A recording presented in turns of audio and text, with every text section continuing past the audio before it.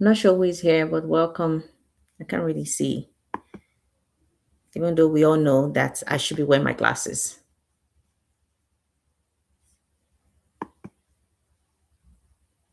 We all know I should be wearing my glasses. Welcome, welcome. Hi, Yinka. Welcome. Welcome to the live. Welcome to the live, Yinka. Welcome. Welcome, everybody.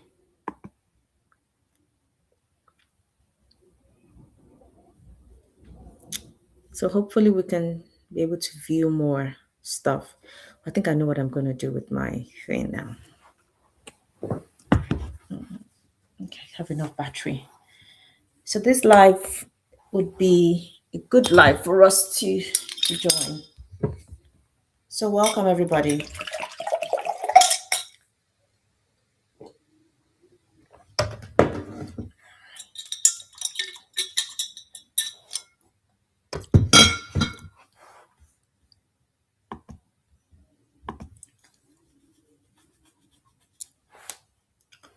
Welcome, welcome, welcome.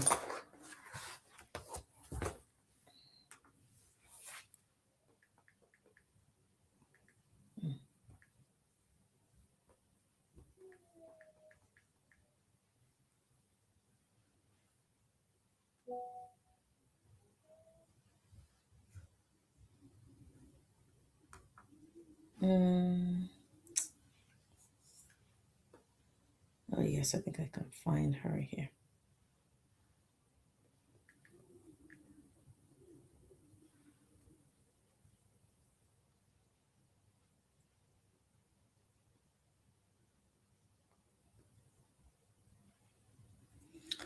Welcome everybody. Welcome to the Hi Gift. Welcome. Long time. I haven't seen you in a bit. How are you doing?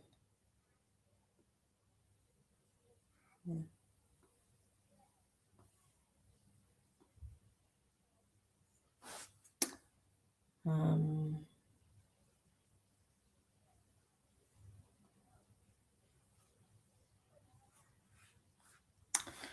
Welcome to the live. I think I should be able to show the other people I think I'll be able to show more people the app today.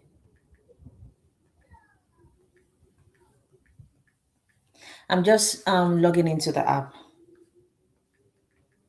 The new app I just created.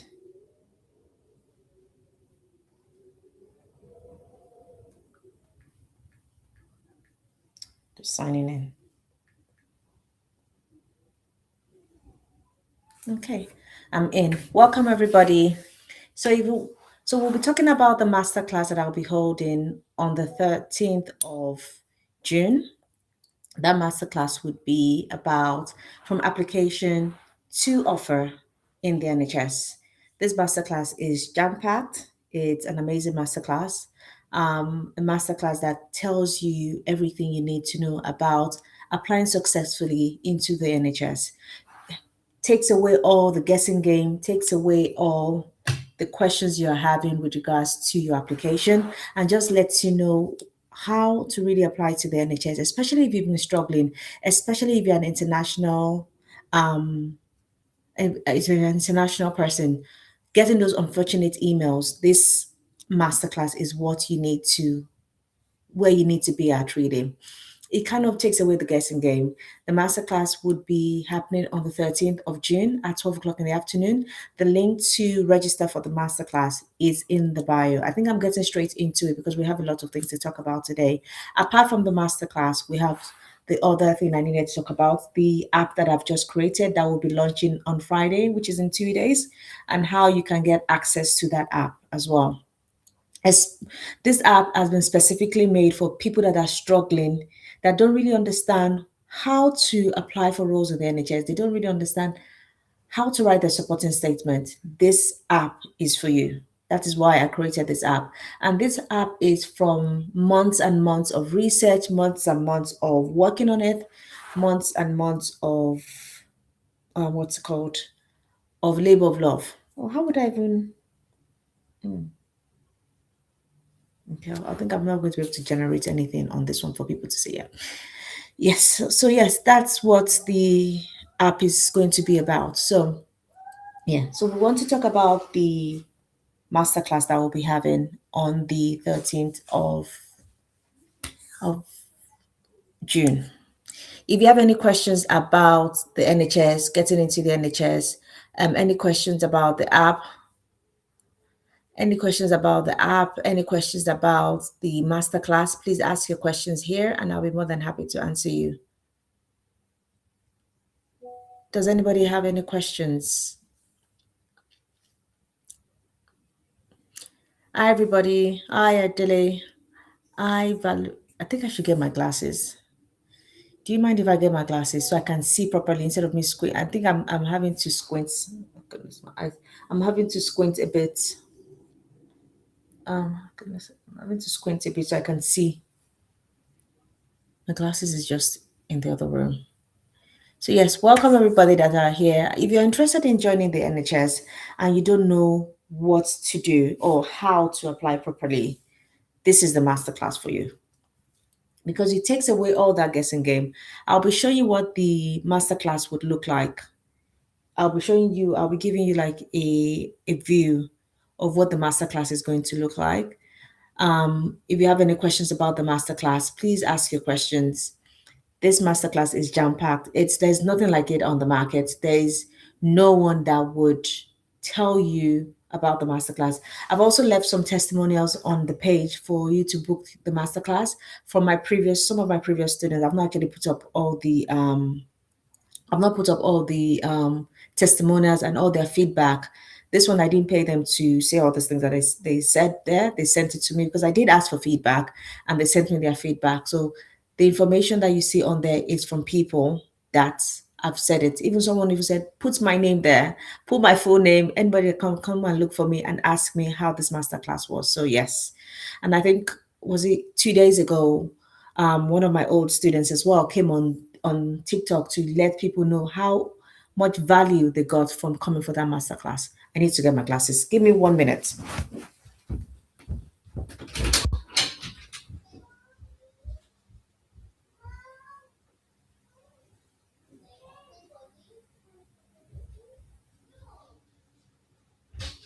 Eliza, Eden, go to bed. I've got it.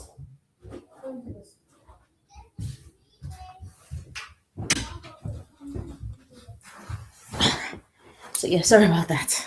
And I realized that my hair is a bit rough. So yes, we're gonna brush this hair a bit. So yes, sorry about that. I'm going to get my glasses. Yeah. So yes, so what do you want to know about the masterclass? Oh, everybody that have joined from the other platform, thanks for coming back. Thanks for joining this masterclass. So this masterclass is really talking about the NHS, how to apply properly in the NHS. So we'll be going through the masterclass, and I'll kind of see if I can show. I was hoping to be able to show people on YouTube the what's it called, how to work the how the other thing that we're going to be talking about, the supporting statement helper or supporting statement pro, how it's going to be working. I'll be showing you, like, I'll be doing a live demonstration as well. It does launch on Friday. So for everyone that wants to get onto that news NHS support writing support NHS um supporting statement writer, you'll be getting access to it from Friday. And for the first week, there's a discount for people that sign up to it. There's a discount for people that sign up to it. So yes, where's the calculator? Yeah, there's a discount for people that sign up to the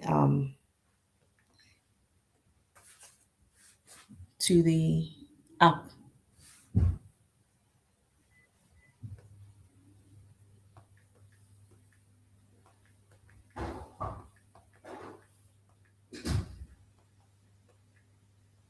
So yes.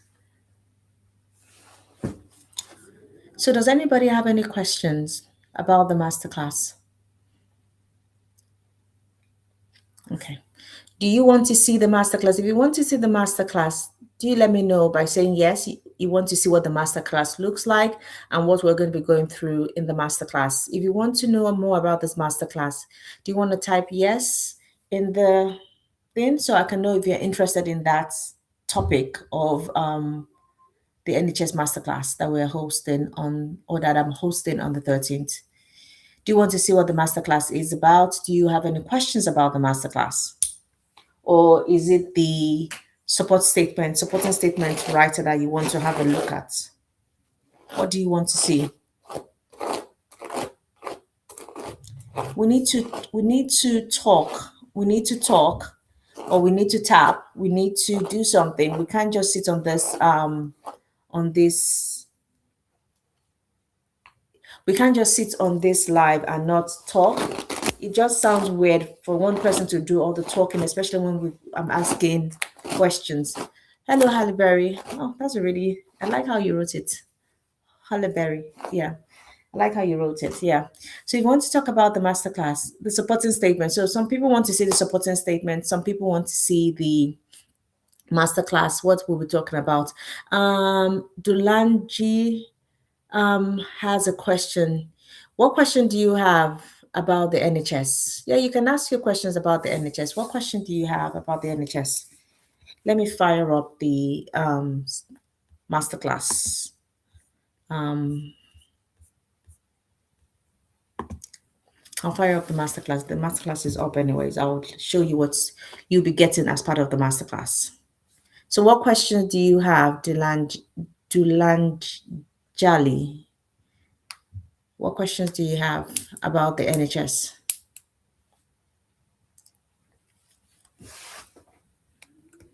If you ask your question, I can see if I can answer you.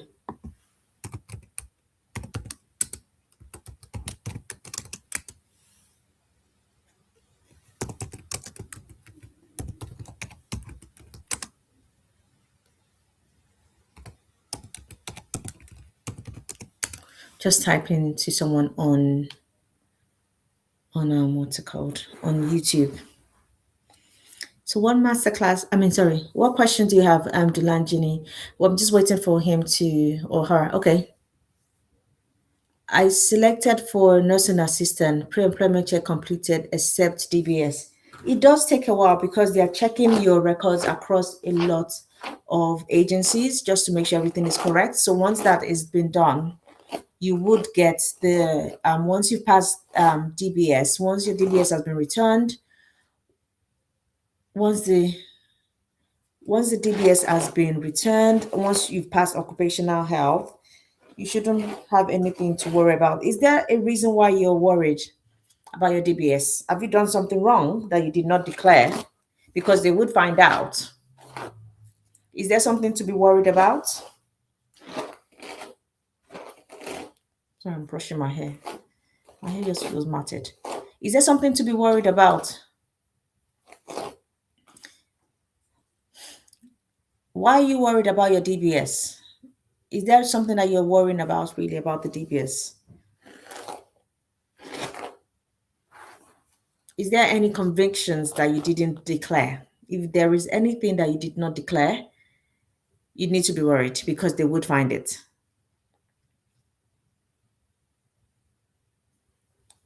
Is there something specifically?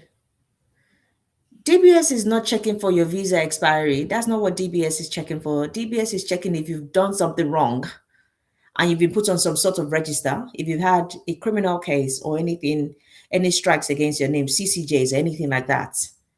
That is what the DBS is checking for. Any offenses that you haven't mentioned. They are not checking for what's it called, visa expiring. If it's, are they offering you sponsorship? I'm trying to understand why you're so worried. Are they offering you sponsorship?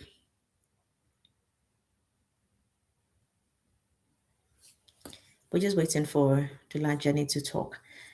If I need to get the clear picture, that's the problem. So I'm waiting to get the clear picture of what's going on. Let me just go through the first thing you said. So you've been successful with your application for a nursing assistant. All pre-employment checks are complete apart from the DBS.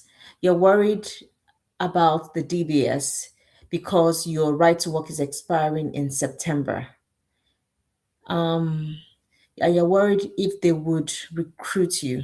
Is that what it is? Did I get the hi makeup artist? Hi. Okay, so I got the whole picture. If you haven't done anything wrong in terms of there's no offenses, there's no CCJ, there is no any hidden thing that you've done that is wrong, according to the UK government, you've not been arrested, you've not gone to the P place, you've not you've not done any offenses have not been recorded against your name in terms of anything bad, bankruptcy and all those kind of stuff. As long as there is nothing that is against the law that has happened to you, there's nothing to be worried about. It does take time and you need to be patient. Your visa expiry, your visa expiry doesn't have anything to do with the DBS. So this new organization that you're going to, would they be offering you sponsorship as well?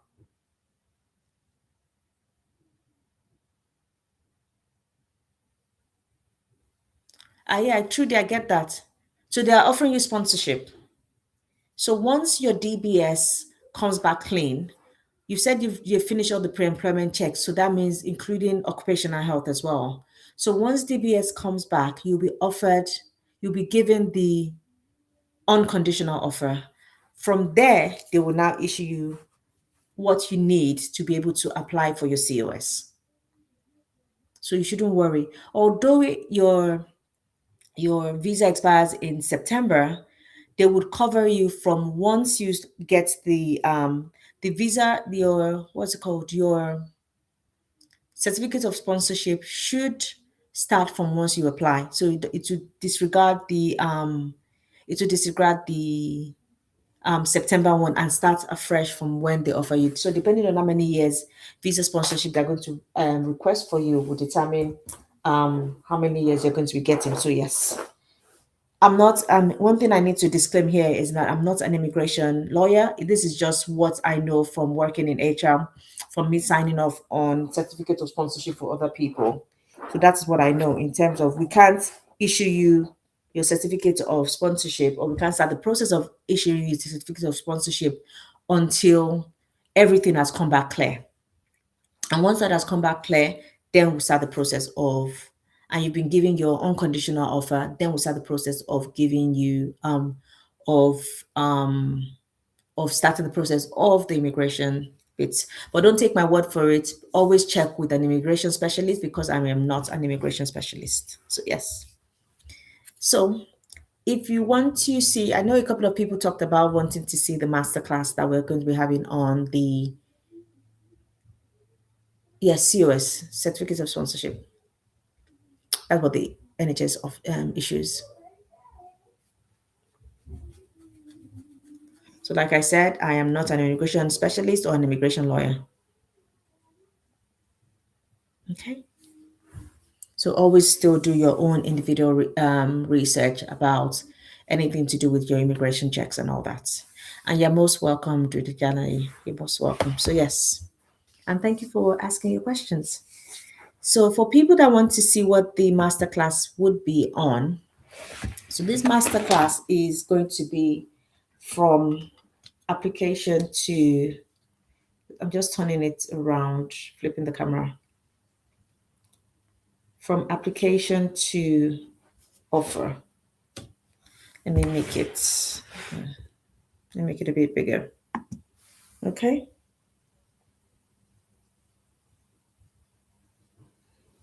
You need, Trudy, can I go through this, through the masterclass first? Then we'll talk about the help that you need.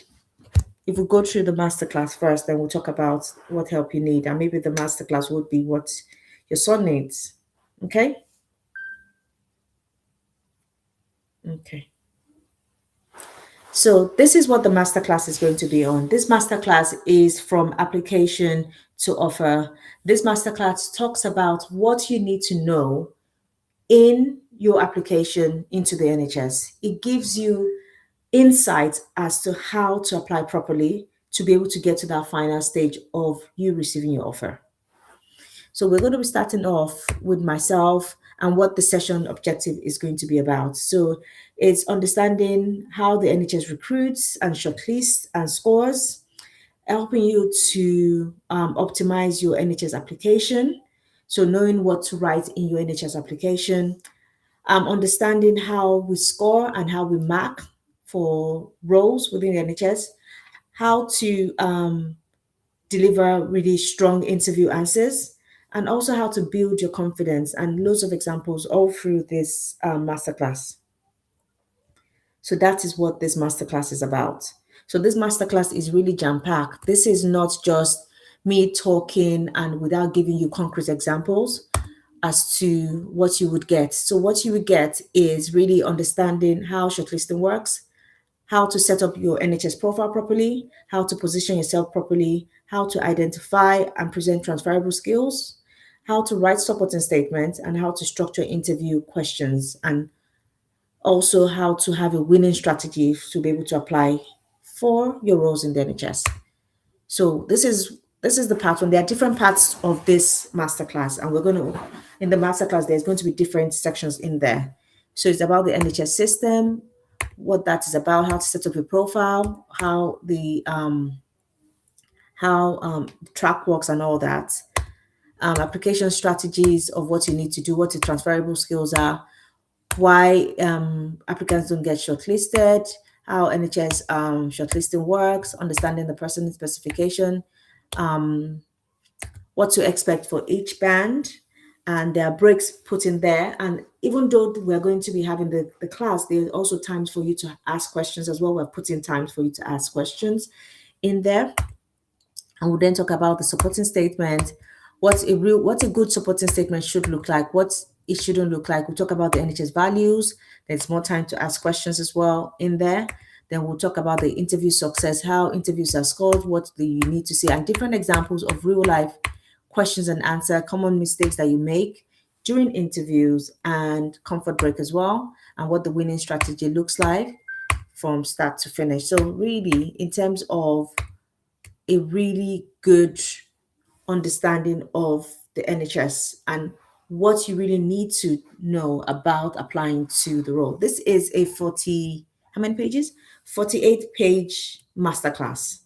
So it's not just one that I've been plucked out of nowhere to just say, oh yeah, I'm just talking and I'm not really explaining things to you. It will give you proper insight as to what you need to know in in in your application process. So if you want to have that proper insight into the NHS, this is the masterclass you need to attend. Because I don't know who else would give you, I mean, Matt, I don't know who else would give you this much information and give you enough information to make successful application. I am not one of those other TikTokers that doesn't work in HR. I work in HR. I'm the person that you need to speak to that would understand the whole process. Drawing, I'm opening up the curtain really for the NHS. I'm opening up the curtain for the NHS so that you actually see from this perspective of someone that actually going to be scoring you, someone that actually sits on the interview panel, someone that approves certificates of sponsorship, your COS, someone that knows what budgeting is and all that aspects of HR. That is where you're going to be getting your information from. That is me. So if you're interested in joining this masterclass, the link to join the masterclass is in my bio. Okay? The link to join the masterclass is in my bio. Okay? So does anybody have any questions about the NHS? I know Trudy has a question. Does anyone else have any questions about the NHS?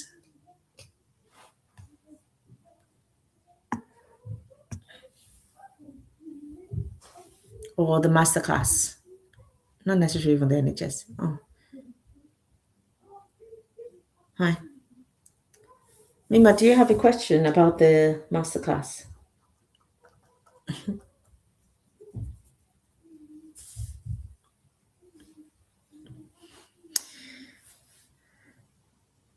Oh, hi, sis. Good evening, sis. Good evening. Hi. How are you today? I'm very well, thank you. I'm very well. Yeah. Apologies in regards to the noise, It's all right. the background noise. It's all right. Okay, in regards to the master class, Mm, once we get enrolled on it, yeah. is this going to cover the interview section as well, or just guide on how to apply? Does it cover the interview section or not? It does cover the interview section, and there's a whole section. I think that's section 3 or 4 of the class. It covers the interview section, and I give you real life examples and how to properly structure it, not just looking at it from a band, not just answers for a band 4 or a band 3. I'm looking at questions and answers for band 3s, 4, 5, 6. I'm giving you what is expected, what kind of answers you should actually get. And I think I forgot to mention as well that as part of this masterclass, you'll be getting some extra bonuses as well.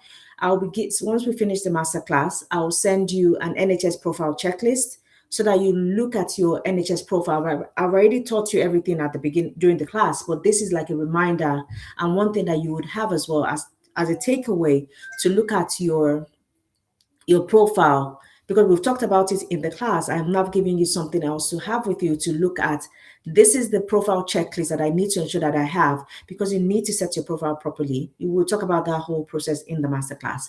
Then I'll also give you supporting statements checklist as well, based on the band that you register for. So if you register for a band 3, I'll give you supporting statements checklist for band 3 for to know how to write a perfect supporting statement for a band 3 person.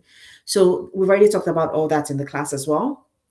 And also, as part of this class, as part of the bonuses that you'll be getting, you would also be getting 30 questions relating to the band that you've applied, that you are thinking about applying to. So if it was band 3 or band 4, so if you put in a band 4 as during the questionnaire before you sign up, you will get those questions as well, and it's giving you tailored way for you to would help you with your thinking and with your preparation for for your interview when you do get it. So that's 30 questions dedicated to that role that you're actually applying to.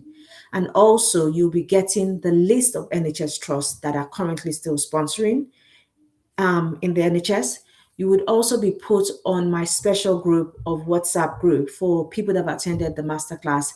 In this group, you have direct access to me. I'll be sending you information about jobs that I find that are currently sponsoring, because a lot of you that do come for this masterclass, or people that come for the masterclass, they need to know the jobs that are actually being sponsored, instead of you just applying for roles that you end up having like 100 roles that you've applied for, and maybe out of those 100 roles that you've applied for, maybe only 10 of them was actually even offering sponsorship. So the roles I will send into my group would be only roles that are actually being sponsored in the NHS. So you can always have that as well. As part of you coming for the masterclass as well, you will also be getting discounts for any other services that you want to get from me as part of you enrolling in this masterclass. So you get a lot of benefit, not just even the um, interview stuff that you'll be getting. You would also get a lot of other benefits, especially the fact that you're going to have direct access to me as well. You can ask questions that I can answer you nearly almost immediately. So yes. Right, thank you so much, sis, Yeah. for answering that question. Yeah. I wanted to ask, does this also entail, or this masterclass, does it support those non-clinical roles as well? Yes. Looking to attain non-clinical roles, because I've had a couple of people ask about this clinical roles within the NHS. So would this masterclass also assist people Yeah. in So finding jobs within the NHS? yeah, people watch, because I'm not just on TikTok, I'm also on YouTube as well. I think YouTube is my main platform. I'm just trying to transition into TikTok a bit now. If you watch a lot of videos on my channel on YouTube, I did a video about non-clinical roles that the NHS is actually quietly sponsoring. There are some roles from band threes to band sixes. There are some band three roles that are very hard to recruit in the NHS at the moment that they do actually sponsor. So although that a lot of focus is given to clinical roles, I also have clients.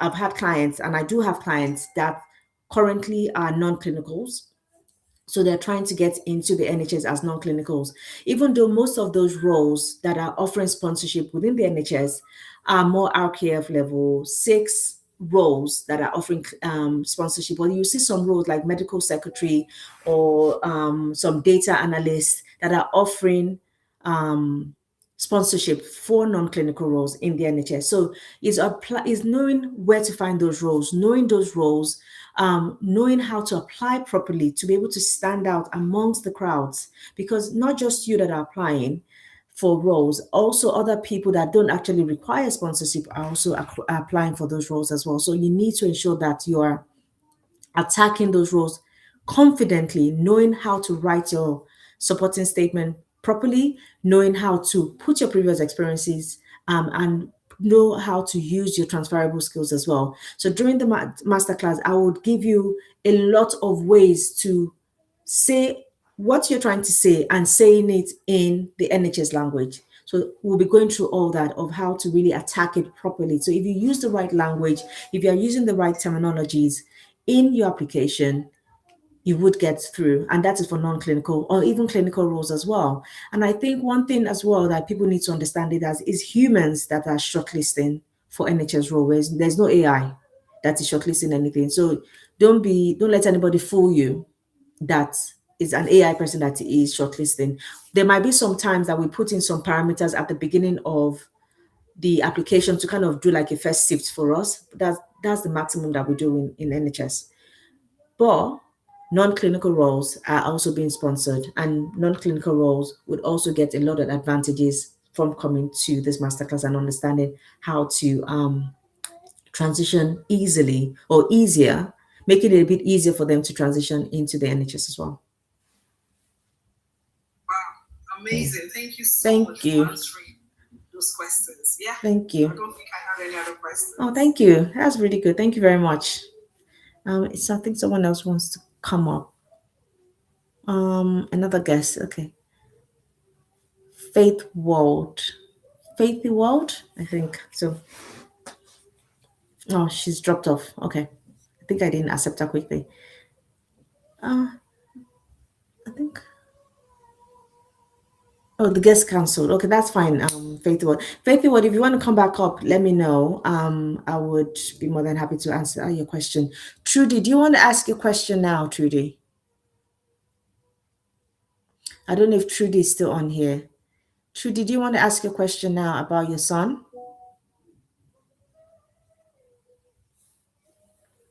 So we can go through it. Oh, okay. Yes. Do you want to come up or do you want to just ask the question by staying there?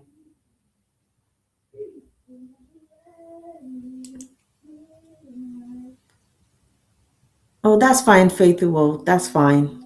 But it's nice to have you here. Thank you so much for coming. And I think you're one of my loyal attendees that you don't talk. Yeah, but I think Trudy wants to come up. Yeah, let's see what Trudy wants to say. Hi, Trudy. Hello. Hi, good evening. Good evening. How are you? I'm fine, thank you. And you? I'm good, thank you. Yeah. I don't have a question in particular. I just want to sign up for the master's class. I've got my son, and I think he will benefit from your master's class. Oh, okay, that's good. He's looking for a job, but he doesn't need a sponsorship. Okay. I just need your help to be able to structure Guide. his personal statement and all that, so that he can have the job. Okay, so I think we'll just join the class. Oh, that's good. If you click into the link in my bio on here, or if you want me to send you the link directly as well, you can. I think I don't know if my email address has moved from the screen. I tried to put it on, Someone taught me how to do it. Is it still there? I've looked on your bio, but I didn't see where I am able to click to Okay. subscribe. It's just on the stand store, but I'll send you my email. And if you email me, I would, this is my email. I have to write it this way because if I write it in the right way, you would not see it ever. So where it says AT, you just put the sign in there. And where it says DOT, you just put the dot in there. Okay. Yeah. Thank you so much. I have to write it this way. Yeah. Thank you. So send it to me and I'll send you the link to the yeah. I will do. Thank you. So this is my email address. I think I'm replying somebody else as well now that wants my email address. So send it to me and I'll send you all the link to get the masterclass. It's going to be an amazing class. It gives you proper structure of how to understand the whole process. There's no point in you applying to 100 jobs without getting shortlisted. This master is an eye-opener. And I think, I'm not sure if you were here a couple of days ago when one of my students came on and just spoke about the amazing benefits of joining that masterclass. It's a clarity class and opens a lot of people's eyes to what mistakes they are making and kind of gives you proper examples of how to attack this thing. The NHS application is a beast. It's so different from a lot of other ways that people are doing applications now. It's more human focused for NHS application than NHS shortlisting and all that. What's it called? We're not more about the AI thing. The NHS does take its time to embrace a lot of things. I think we're quite slow to embrace a lot of things. So yes, we're taking our time. As at now, as at what we're still doing now, we're still not using AI as a lot of organizations use. We don't have proper structured ATS services and things like that. No, we're still the ones setting up the adverts ourselves manually, adding things here and there. We're still the ones doing that. We'll be the one to close it. We'll be the ones to send it to the recruiting managers to say it's time for you to start shortlisting. Once they finish shortlisting, then they get an email to say they finished shortlisting. Then they might help us kind of arrange the interview dates and all that. We say, okay, we want 30 minutes and we want to put a 20 minutes break between all of those. So yes, it's still very more hands-on, human-based a lot with regards to setting up the thing. So yes, understanding the NHS process does help a lot. It does help a lot. So I look forward to your son joining and everyone joining this masterclass. Is an amazing class, and you'll be hearing directly from someone that works in HR in the NHS. So I think that's another bonus advantage for you as well. And I think I've already listed all the extra things that you'll be getting as well for coming to the masterclass. The NHS profile checklist, the supporting statement checklist, the 30 questions directed at the band that you're applying to.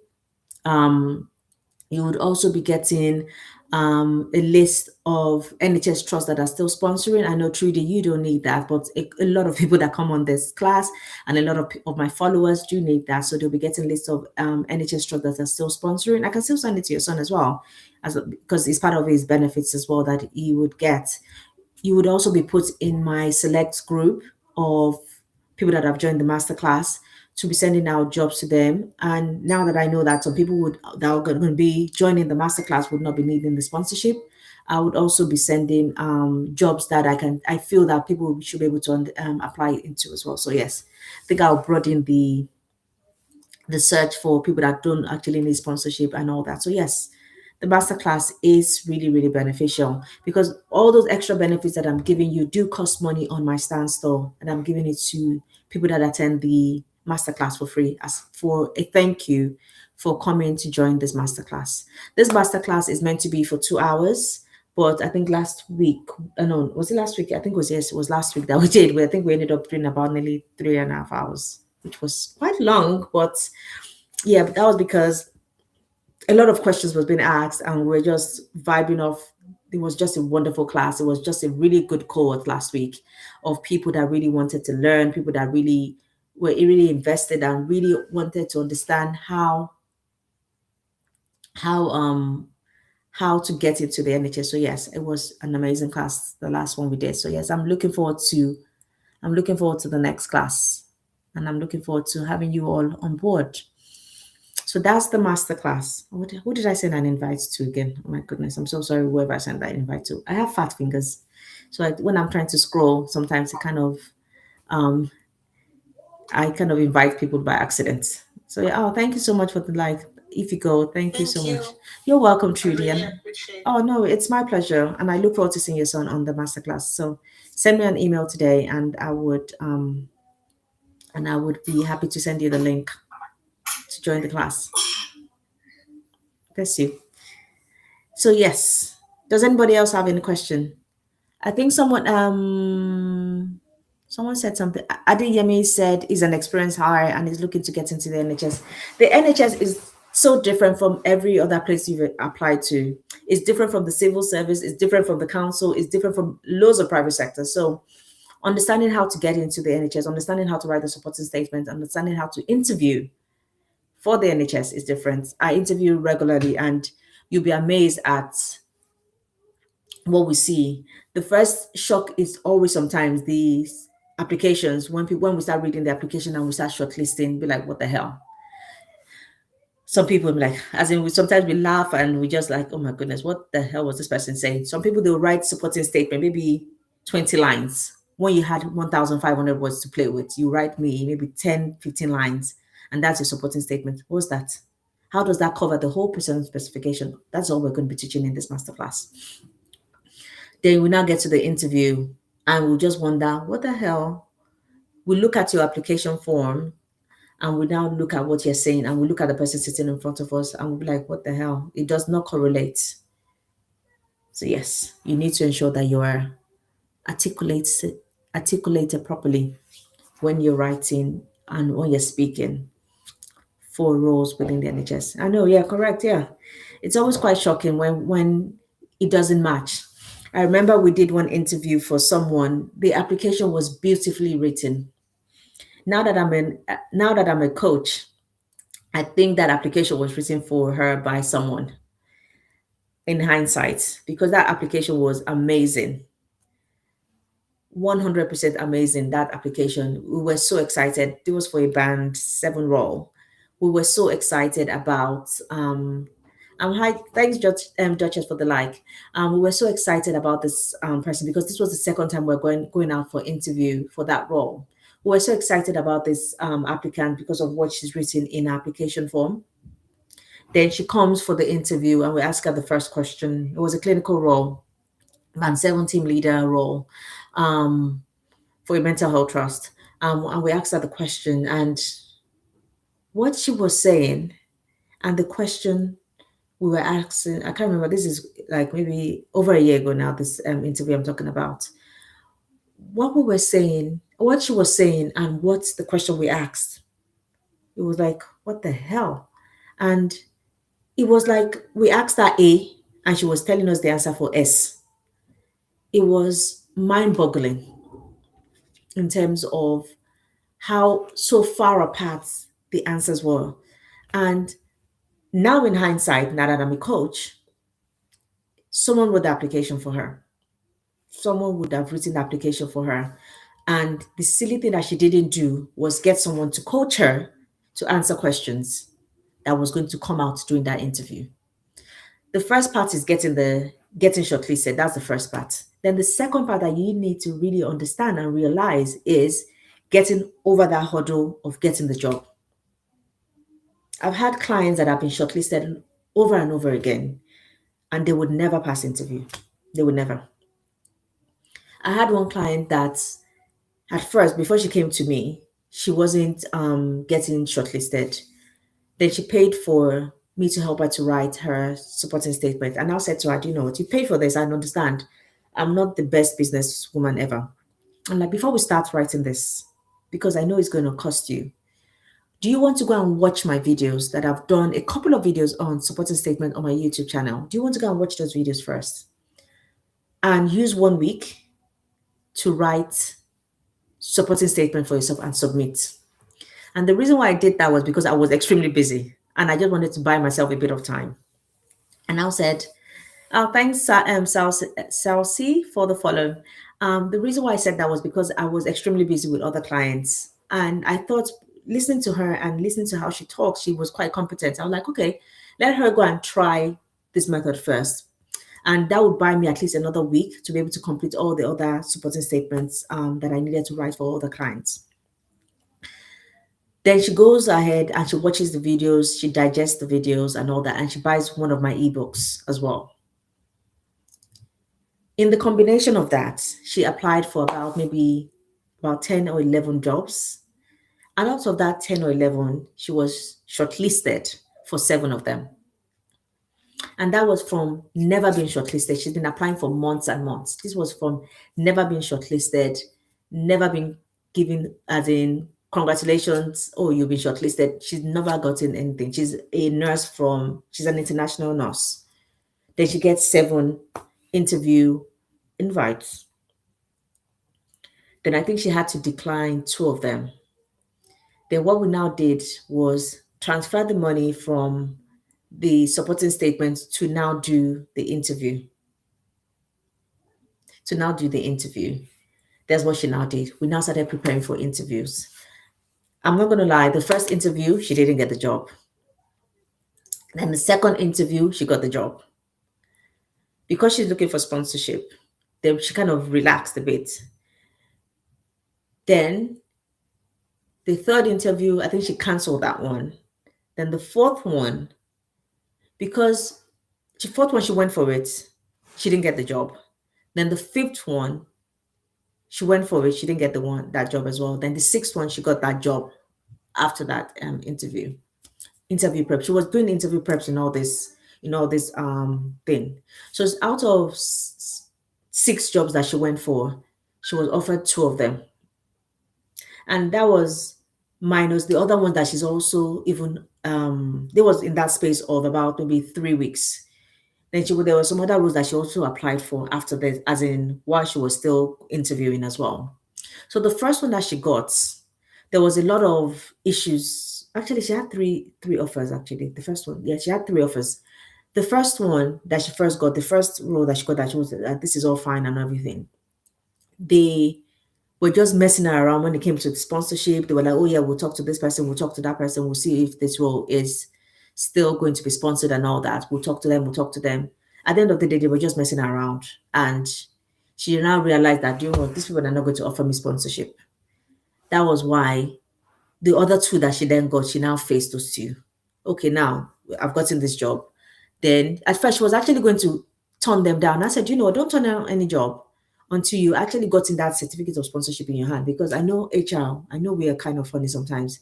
And we work with budgets, and we work with money, and we work with the numbers of certificates of sponsorship that we have in hand. And I would need you to justify to me properly. If you don't have a very strong manager to justify why they need you, instead of getting somebody that doesn't need sponsorship, in most cases, they'll probably not approve that certificates of sponsorship. That's the truth. And that's what I do. You have to really justify to me why I should approve your certificate of sponsorship. So she now, with that role, with those 2 roles, she now continued with them. She accepted those 2 roles, and they started their sponsorship. It was now a question of where should she go? What role should she take? Sorry about that. What role should she take in terms of the offers that she now got? So I think at the end of the day, what the moral of the story is, everybody needs help, especially that final hurdle of interviewing. It's Rita said she has an interview with the NHS soon, and you're thinking of what to prepare. Oh, what band are you thinking about preparing for? What band are you thinking of preparing for? It's Rita. What band is it? What role is it? Duchess NG said, do you do interview prep? Yes, I do interview prep. I'm hoping I don't even have interview prep this evening. Today's Wednesday, I don't. I'm checking my appointments to know how long I'm going to stay on this live is tomorrow. Okay. So tomorrow I'm not going to be able to come on live because I have interview prep tomorrow. Unless I do my live earlier tomorrow. I don't know yet. I'll see. I'll see. I'll see. I'll see. I might have to do the live a bit earlier tomorrow if I'm going to come. But if I don't do it before 7 o'clock, I'm definitely not coming tomorrow because I have interview prep tomorrow. So yes, I do interview prep. It's a paid session that you have to pay for it. So yes, I do that.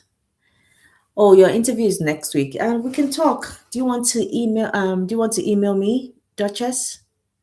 This is my email address. Email me and we can talk and see how I can help you prepare for your interview. Everybody needs help. I also have someone that I go to. I have a mentor that helps me with preparing for interviews. I've just changed job. I just started this new role in January, and I know and she knows me.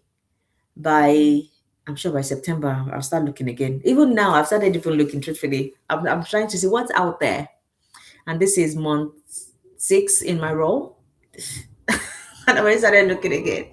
I'm meant to be meeting my mentor, I think, end of this month. So yeah, I'm going to probably tell her. And she's like, tell me what's new. Yeah.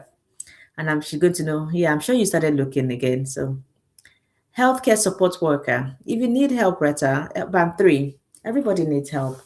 So there's so many questions. There's so many things that you can use to prepare for healthcare support worker. You need it to be tailored. You need it to be based on the role that you're going to. So that's the best I can say to you because I offer the service of helping you to prepare for your interviews. So if you want me to help you prepare for your interview, I do charge a fee for it. If you want me to help you to prepare for your interview, you can reach out to me. This is my email address. I can send you the link to reach out to me and we can prepare together. Oh, what's it called? I'm just trying to see. You have a band 3 health care support worker interview next week. Okay. And what's the cost? Oh, the cost is £250 for the session. It's a 2-hour session, which happens to be about 2.5 hour session. But trust me, it's value for the money. I've had loads of clients. I have returning clients. The interview that or the prep I'm doing tomorrow is a returning client. So if they did not get value for their money, I don't think they will come back. So that is what I offer. I'm the one that sits at the other side with the recruiting manager, interviewing people in real life for their jobs. I'm HR. I sit with the recruiting manager and other managers when they're coming for an interview. So yes. Does laboratory assistant scientists have a chance? Most definitely is favorite. Most definitely you have a chance. It's not as the roles are not as plentiful as healthcare support workers, but there is a chance for sponsorship. Those are specialist roles. You want to be targeting specialist roles. They are not really out there, they're not as many, but once they're there, they would offer sponsorship because some of them are hard to fill roles. So yes. Yes, Duchess, Retta, God will see both of you through. Yes. God will see you guys. The NHS is too big for you guys to go to the same place. The NHS is too big for you guys to go to the same. And truthfully, but coincidentally, you guys might end up going to the same place, but the NHS is so big for you guys to be going to the same place. So yes.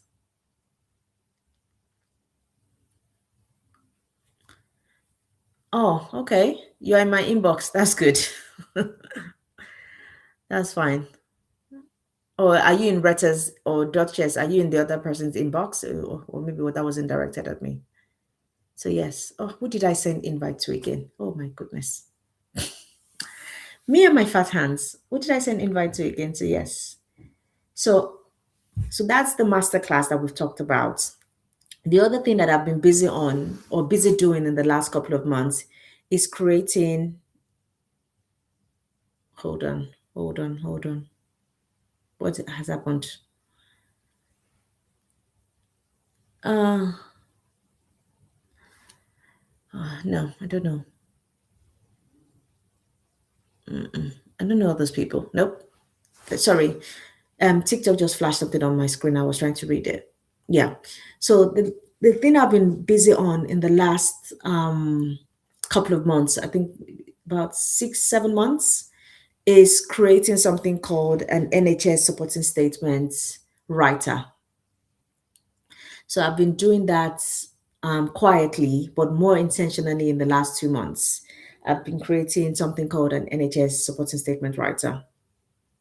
This NHS supporting statement writer is a writer that I've created to help people that are struggling with writing supporting statements to help them write their supporting statements. That is what I've been doing in the last couple of months. And I'm happy to say that this is now ready and will be launching on Friday. So, what does this entail with this NHS supporting statement writer?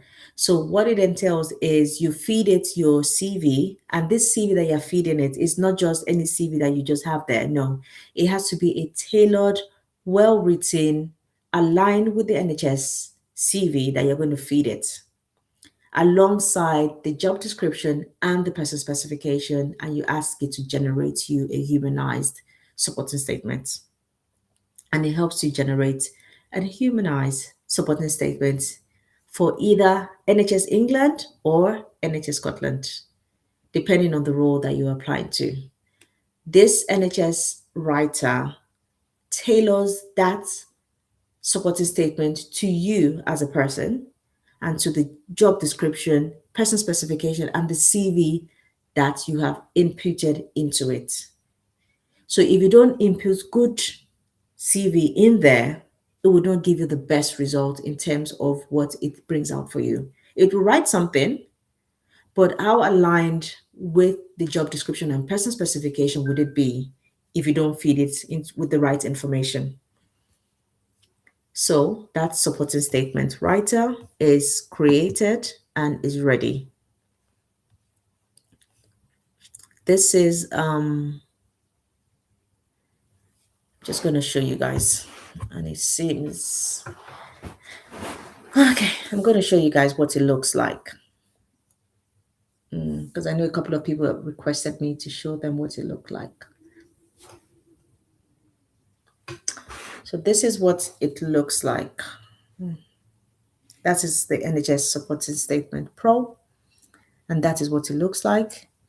It shows you, because I'm using one hand to move the how it works.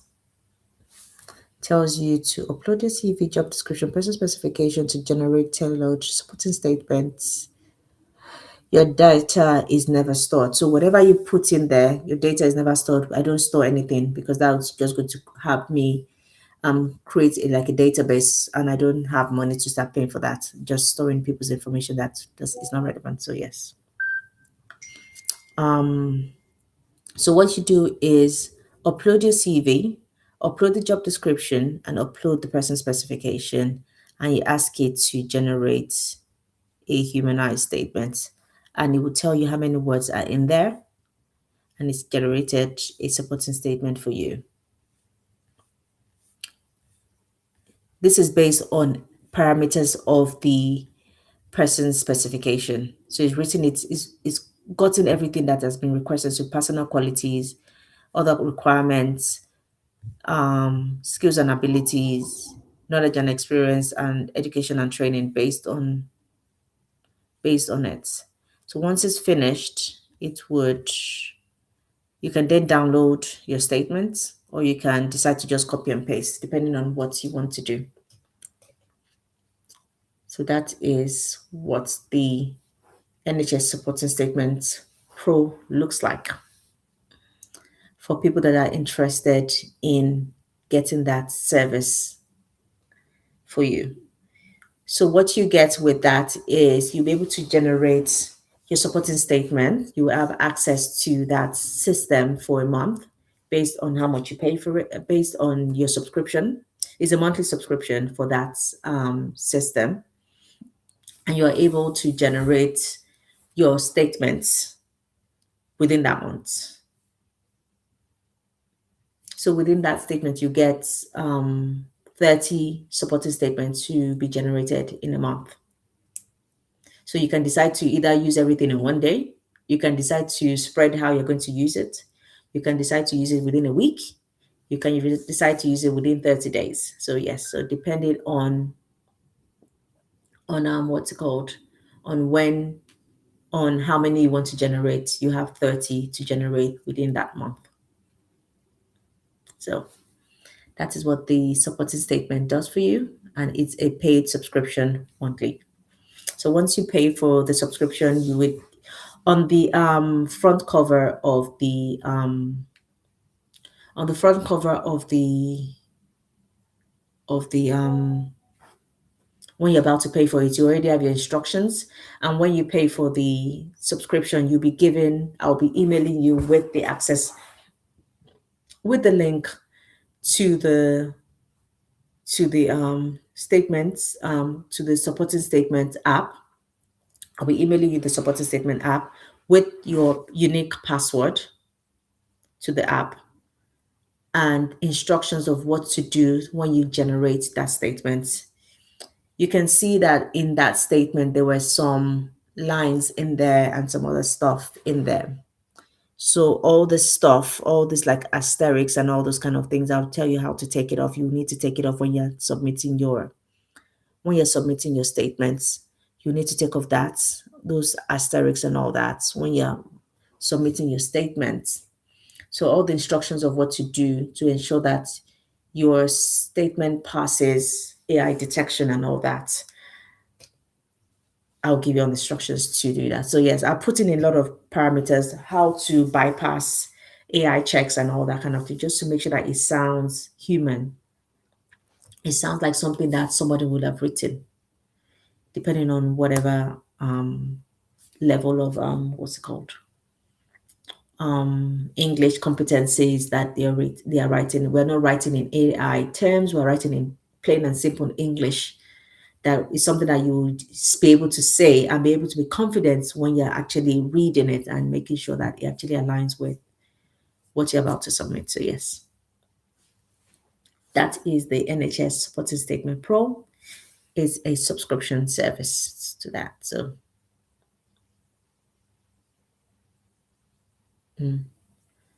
so yes, so that is what I came to talk about today. Unless anybody else has any question. Oh, thank you so much for following me. Thank you. I appreciate it.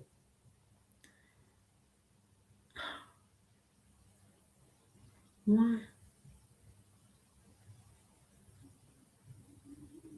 I don't know all these people. I don't know. They're not going to be talking about. They're not going to be talking about HR. No, HR. They're not going to be talking about NHS. So I can't co-host with them. I don't know how to. Why I would want to co-host with people that are not going to be talking about HR. And not what we're here for. So yes. So does anybody have any questions with regards to the app, with regards to the masterclass, with regards to how to join the masterclass, with regards to the NHS? Does anybody have any questions?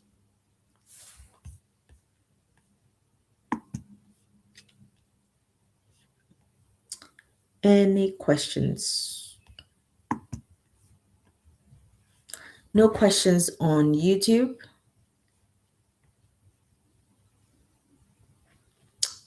I was going to show you YouTube actually. I'm not sure if, is it still working? I'm not sure if my YouTube was still working.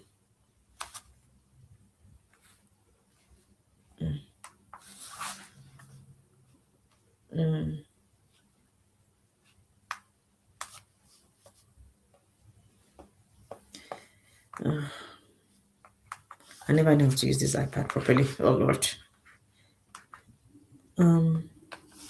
So yes, I was going to see if I can show you guys on YouTube what the Statement Pro looks like. Although I'm not able to, although I'm not able to add people's stuff in there. So this is what the website looks like. It's not mirroring properly. How do I mirror again? Oh, I think I used to be able to do it. I'm just showing people on YouTube what the statement pro looks like. This is what the website would look like. Okay, yeah. So that is what it's going to look like. How do I mirror my screen? I'm not sure if you guys can see it in the right way. I can share my screen. Hold up, hold up. I couldn't share my screen before on YouTube. Hold up, I think I've discovered something.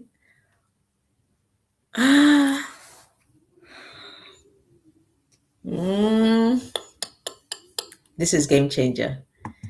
I'm not sure if people are on YouTube. Do you want to see the masterclass, and do you also want to see the NHS supporting statement writer? If you want to see, just type in yes in the comment section, and I will show you guys. Because I know there are about 2 people online at the moment on YouTube. If you want to see it, let me know, and I would be able to send it to you. Do you want to see the NHS supporting statements pro? I'm just typing to them.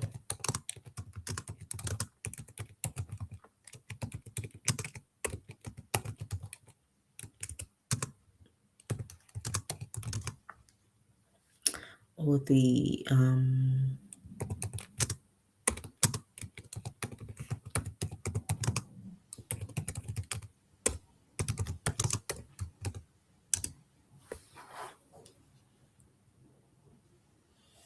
oh, how much is the app? The app is £150 a month.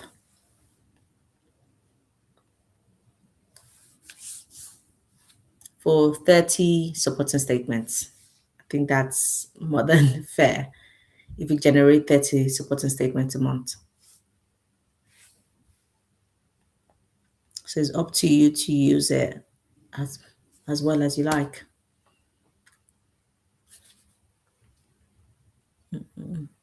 Thanks for the follow, guys. Thanks you for the follow. How does it differ from using paid AI? This app has been created by someone that works in HR. So it's what is actually how I would want someone to write a supporting statement for me. That's the difference. I think with you using paid AI, depending on what you put in there, would determine what it will give you. So it depends on. Did you charge? I did not charge. It's fine, no charge. Sorry. Sorry, mommy, I'm so sorry. So yeah.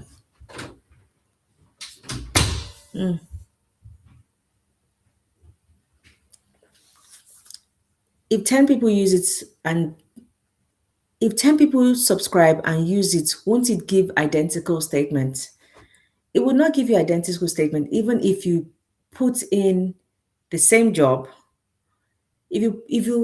Okay, I've tested it. So if you put in the same CV, the same job description, and the same person specification, and you generate it 5 times, it will give you 5 different supporting statements.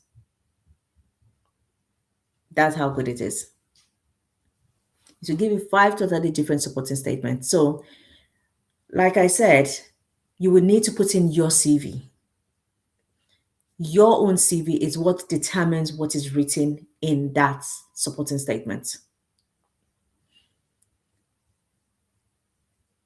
That's the difference between my app and other people's app.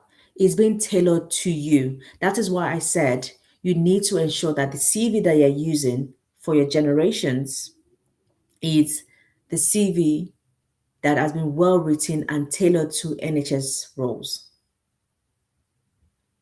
So if you're trying to get a job as a data analyst, make sure that your CV is a strong CV. Make sure that your CV is a strong CV in the first instance. then it is tailored to you based on what you've written, based on your previous experiences, based on your qualifications, based on your skills and abilities. That is how, based on that, that is how you need, that's what the app is going to what's it called, spit out for you. So you need to edit it after it's write it. You're not, I think the way when you say edit it in terms of you're not editing the whole statement that is written. What you're editing out of it is the asterisks that has been written there, is the words in terms of, instead of writing I am, it will abbreviate it to I comma M. So what I would tell you to do, you can leave it the way it is. If that's what you want, you can leave it that way. But I prefer to write out full words instead of using I am when you're trying to say I am. So I think I already showed you guys one of the ones I generated. It had some asterisks in there because that was helping it to kind of break down the different topics of the person specification that he was attacking and each section of what he was writing. So when it got to the qualification and education bit, it puts it into hysterics. It starts it with the start hysterics and end hysterics to let you know that we're talking about the education and qualification at this top part, and it talks about it all there. Then it goes to the experience and knowledge, then it talks about it all there. So what you need to remove so that you have a clean and proper statement is those hysterics that will just give it away that it has not been written by you. Because if you write something, you wouldn't be putting all those asterisks there. You wouldn't be putting dashes in the middle of your sentences. That's all you need to remove, and that's how you need to edit it. So if you feel that that's too much work for you to do, then I don't think this app is for you. So it's already done the work, it's already written it, it's aligned it to your CV, it's aligned it to the person specification and the job description perfectly. And it just takes away a lot of the work that you need to do.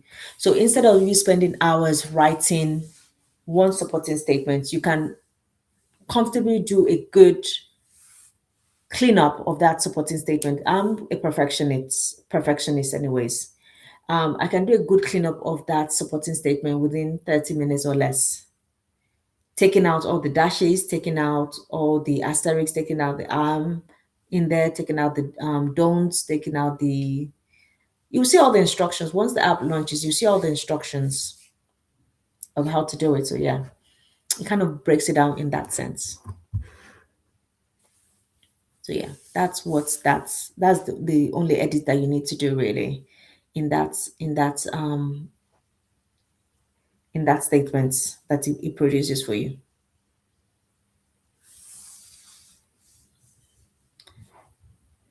So does anybody else? I've already answered your question about how the difference between using paid AI. Yeah. So does anybody else have any questions about this, the masterclass or the NHS supporting statement app that we've just created? That launches on Friday. I should have launched this app probably last week on the 1st of June. I don't know why I was very scared to launch it and very hesitant to launch it, but I've just decided I'm just going to launch it. It's been ready since the end of last month. And I just keep having I'm just worried that making sure that it's proper, it's good, it aligns properly and all that. I keep testing it almost every day. I have people that are testing it for me as well. And yeah, they've been testing it. So it's been tested. It's been tested. And I can assure you, even if you put the same CV and you generate it one time and you generate it 2 times, you're going to have completely different generations. Okay, I think maybe we should test it actually. Let's test it. So I already have one that's, hold on. Where is it? Oh, yeah, it's up there. I already have one that I've generated. I'm just going to, I can't, okay. So we're going to look at it together. I'm hoping that I would, just so to show you, we're going to look at it together. Oh Lord. Okay, we're going to look at this together. So this is the first line of what is written for this generation. You can see it. That's the first line of what is written for that one. And that's what is written. So this is the same.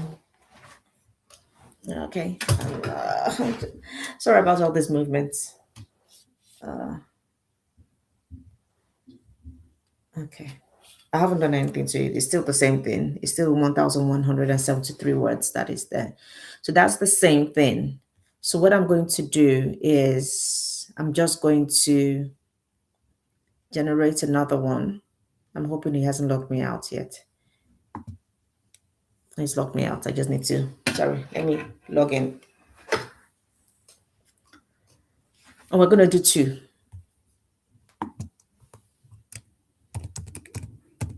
I'm just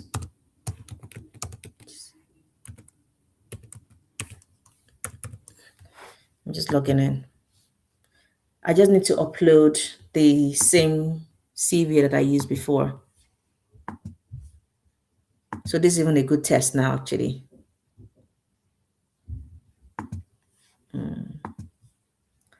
It's the same supporting statement. The same CV and the same thing that I used before. I'm just going to generate a humanized statement. So it's just doing that now. I'm not going to take it off actually, so you guys can see I'm not doing anything to it. So it's just generating another statement for me. It might take a minute or so for it to generate another one. Yeah. Yeah, I'm open to feedback. What's your feedback?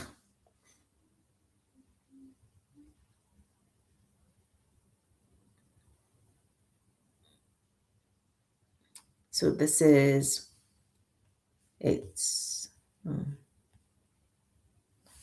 okay, I don't know what happened. I don't want you to see the person's name. This is it. So Skits the plug, what's your feedback? Why is it doing that? I don't know why it's blurry. I don't know. I need to just clean my screen a bit. Okay, just cleaned it. I'm waiting for your feedback. Might be typing. So this is,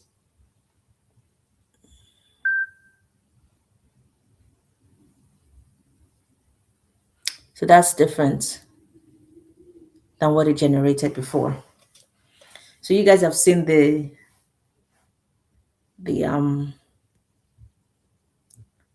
statement. So we're gonna, why is it, I don't know why it's getting blurry. I don't know why it's getting blurry. Hold on. It's gonna do another one.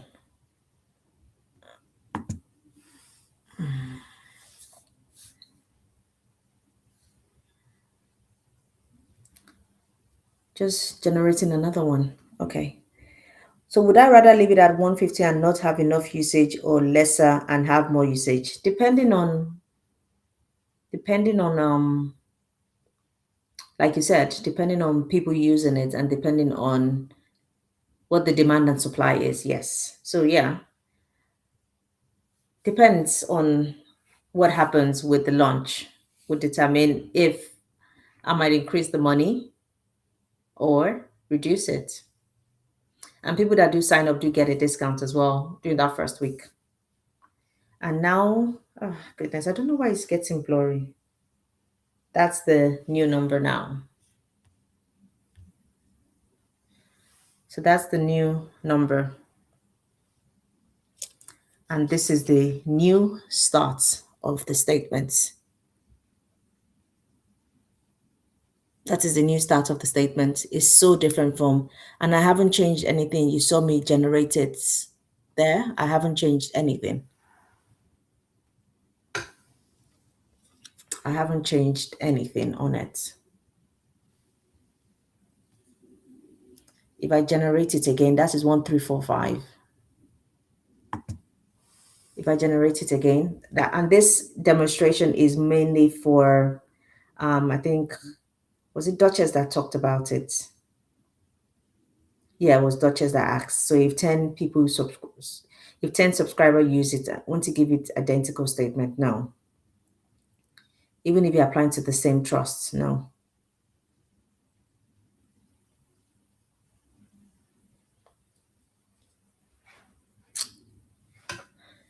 Gozan, hi Gozan. I don't know why it's getting so blurry. I don't know why. I don't know why it's getting getting blurry. It's annoying me as well. So this is another statement. It was 1003 something. Now it's 1002. Sorry, I just need to blur the person's name, that's all. The statement of the person. This is another one. I think this is the fourth one we're doing now. This is a different opening as well. So you see, I have been stress testing this thing. I have stress tested it a lot. I've had those skit the plug, I think that's your name. I've had those same questions that you've had in terms of what if I generate again, would it come back with the same generations? I have those questions as well. So hence the reason why I've done the stress test. The different numbers of word count that is done there. It's aligned to the 1,500 words that NHS England role needs. Also, I forgot to show you guys, if I wanted to do the NHS, sorry, I need to, because I need to go up. If I need to do NHS Scotland jobs, where is this up? If I do need to do NHS Scotland jobs, I'll just click on NHS Scotland. I've moved it from NHS England. That's NHS England here. Oh, goodness. And if I want to go for NHS Scotland roles, I've done it there. Then we'll just generate it. I need to show in a different way than it's just generating at the moment. It will show in a different way than NHS England roles. With NHS Scotland, with NHS Scotland application, it asks 3 questions, and that's what has been done here. It asks you 3 questions, and that's what is going to answer in this what's called in this thing. Just moving the person's name up so you guys can see. So the first one, oh goodness, okay. This is the first question. He's told is 1,009 words. That's the first question.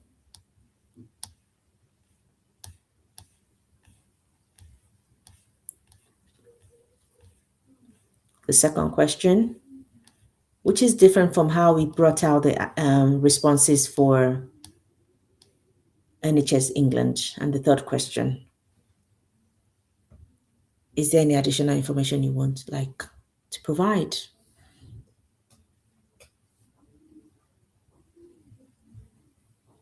I don't know if it's me, but I've not seen anything like this out there. So with NHS Scotland, there are 3 questions in there, 500, 500, 250. And this one has told you it's going to be 1,009 words in there. If I want to test it again and do it again, it will show a different number of words and a different pattern as well. So this is for NHS Scotland. So in terms of the word counts, it is being aligned to the NHS word counts. Yes. Okay, any more questions?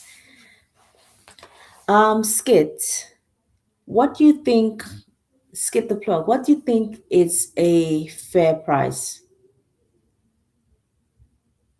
Oh, that's even good. Skit is wants to come up. Okay. Hi. Good evening. Good evening. It's different. Have you seen anything like this before? I don't know if I should introduce myself or I should keep myself anonymous. Introduce yourself. I think. But I don't think there's any need for that. Okay. First of all, I think it's actually a good tool. It's actually very good. But I have my concerns. okay. But I'm coming across your life for the first time, and I do not want to offend you. I do not want to come across as what's the word?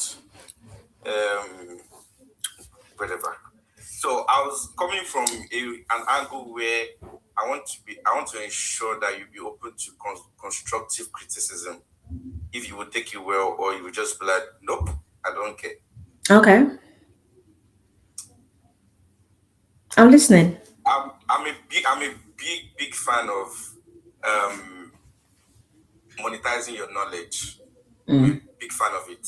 I have no problems with it. But the way I do it the opposite way. Like if you're charging for your knowledge, I don't mind. Yeah, I do it for free, right?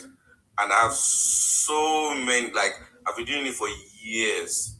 Like I just do it and just post it online for people to use. Now, based on what I'm seeing and based on my experience, there's some NHS job applications that they don't ask you to just write your personal statement. Yeah. So, for example, it can be like maybe 3 questions for you to answer, right?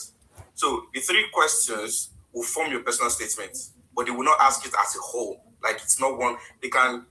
I don't know how to explain it, but I think you should get what I'm trying to say now. So when it gets to the point where you're supposed to write your personal statement, they don't ask you. They don't give you that blank sheet to say write your personal statement. They ask you 3 specific questions or 4, and then they expect you to put your answers in there. So coming from angle of somebody who is job hunting and they've paid to get this software, how does this software help them? Bearing in mind that they have to consider how much how much allowance they have per month. So, for example, I've got this now, and I've got 30 trials. I've got 30 slots to use, right? And I put it at the back of my mind that I will use 1 slot for each job. So I've put it at the back of my mind that I will use it 30 times for 30 jobs. And I've come across one job that's asking me to write 4 short answers. And I want to use this software. Does that mean that I'm wasting, quote unquote, wasting 4 slots on 1 job? That's number 1. Can I answer, because I'll forget all the answers. So make a note of all your questions. Okay. Yeah. One thing you need to know about me first, I don't think you've come, like you said, this is your first time of coming across me. I want to accept criticism in all ways because of the kind of role I do. I take on a lot of stuff. I work in the NHS, I work in HR. I'm a recruiting manager, I shortlist, I interview. I work full-blown generalist HR, that's what I do. So your question in terms of someone paid for this app and they have those 3 questions. Based on NHS knowledge and based on how we recruit in our trust and different trusts that I've worked, out of say 10, let me say 10 jobs, maybe only 1 would ask you those specific questions like that. And those questions, those trusts that would ask you those specific questions like that might have asked you to write a supporting statement first and then have further questions to ask you later on. That is what we do.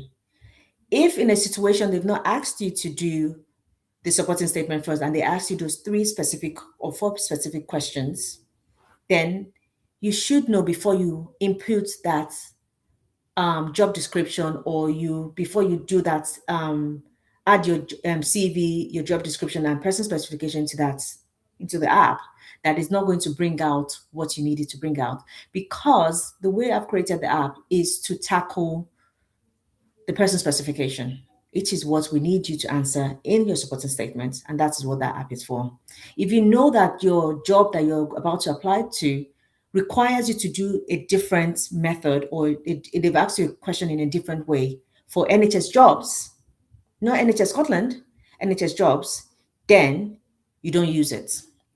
For NHS Scotland, I'm not sure if you were listening, there is also another section for NHS Scotland. NHS Scotland asks you 3 specific questions, and those 3 specific questions are covered in this app. So you just need to toggle to NHS Scotland at the top. NHS, and I saw it on the dashboard. yes, and you would get your 3 specific questions answered. It's the same question they ask in NHS Scotland, no matter the role, no matter the band. They'll ask you those 3 specific questions, and that's what you need to answer, and that's what I fulfilled in the app. Yeah. So your question of, is the app going to be able to answer those questions that are bespoke in a way, because we call those applications bespoke questions. This app is not going to be, you're not going to be able to use this app for that, because I can't envision what kind of questions. I can envision some questions, yes, because I recruit, but I can't envision all the questions that might come out and putting all those parameters into the app. It's going to be cumbersome. It's just like you writing policies. You can't write policies for every eventuality. Your policy will be a Bible by the time you finish that. So that is what I've done. This app is specifically for people that want to apply for NHS roles that require that 1,500 words in NHS England, and for people that require NHS Scotland roles. That is what this app is about. Yeah, that does make sense, which again, like I said, the app, I can see the reason for the app. It does actually solve a problem. Just the reservations that I have, which I appreciate how you handling this, which is I'm actually surprised, and it's a good thing. It's actually very, very good. Do you know one funny thing is I'm not sure my friend. Sorry, one thing I was going to say. Do you know one funny thing is that one of my friends, I think she was on here before. I think she found somebody that has this app, or I think something like alongside of this app that I just created. And she was asking questions, and the person kicked her off and blocked her. That's why I'm expecting. I was expecting something like that from you. Is it? Like, no can spoil my market. Kind of. Yeah. Oh no. I was expecting. No. I was expecting no can spoil my market. No. I'm going to be truthful. I'm not one of those people. This is not a play stuff for me. This is a genuine interest, and like you as well, I've been doing this for years without charging people, but it was taking over my life. And I had to come to a point that I'm like, okay, if I'm going to do this and it's taking over my life like this, I need to get paid. 100%. 100%. That's what I do as well. I do it to the point where, so I've got a community. So every Saturday, I do it for free. However, if you want a private session, you're not getting my time for free. Like, you have to pay for my time. But most of the times, what I do for free, it should be enough for you. You wouldn't need my time, my private session for anything. If you need my private session for anything, that means you need deliverance, right? But that's me. I can't compare myself with everybody. Yeah. Now, back to your pricing, right? Yeah. If I was going to digress a little bit, this is an ethical question. What do you think about asking? This is ethical. Let's use ethics here. Yeah. How do you feel about asking a job seeker to come and pay before they get a job? It's ethical, just ethical. Like, there's no right or wrong answer. Asking a job seeker to come and pay before they get a job. It's just like asking for, you have a skin problem, and you're buying cream, and you're now saying, I'm not going to pay for the cream until I see the results. It's the same thing. Yeah. It's the same thing. So now, the follow-up thing now is, I am coming from the angle of, I'm imagining a job seeker in the UK who is struggling, they are desperate, and they want to get a job. And the 150 might be like, that's like it's if they go for care job, that's like a whole day or 2 days job. I don't know how much it is now. So me, I'm coming from the angle of, it might not be accessible to a lot of people, right? And if it's not accessible to a lot of people, you can say, yes, that's it. I don't want crowd. I only want like maybe even 5. Just like, it's very niche. It's very, like, I have my target audience. You can say that. Or you can come from the angle of, you know what? Let's do it like maybe, even if it's just the launching price, let's say is £49.99, £50, like money that you just use to buy pizza. Just do it. And then when you see the reaction, when you see the acceptance, you can then say, you know what, this is just the launching price. So after 24 hours or after a week or after a month, we're going back to our 150. That way, maybe £50 is a little bit more disposable to job seekers in the UK. They'll probably think about it and say, well, £50, I can get that in 2 hours shifts. But £150 from a migrant aspect, looking at it from somebody that is looking for COS, that 150. I want the app, but the 150 is the only reason why I don't want to use it, kind of thing. Okay. If that makes any sense. Okay, and it's the same people, like you said, I'm not throwing shade at anybody. It's the same people that are desperate looking for this COS that will go and pay thousands to people that that would not even end up giving them job, that there's no guaranteed job. 100%. There is no any guarantee. Maybe the license is even about to be revoked in the process, and paying thousands of pounds to get that. Yeah.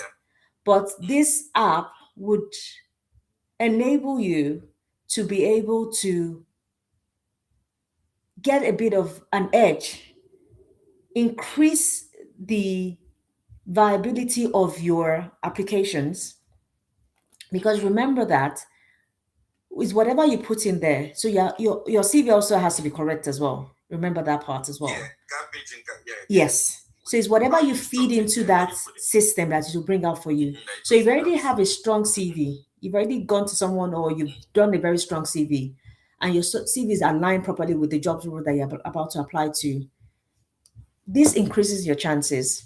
Because I know I have private clients that I'm having to redo their CV. I'll tell them, look, this what you have written in this thing is nonsense. We need to change everything, and I'll redo their CV, copy and paste it into your previous experiences and all that. What are you trying to say to me? That is what you need to do. So you just created another version of that app now with what you just said now. Another version of the app, maybe a pro or a next release, might be somebody who is just fresh into the UK, they don't know anything, and they want to apply for this job. Yeah. That service of you doing that CV up can be added to that app. I already do people's CVs already. No, that's what I'm saying. But this one, you're automating the system, right?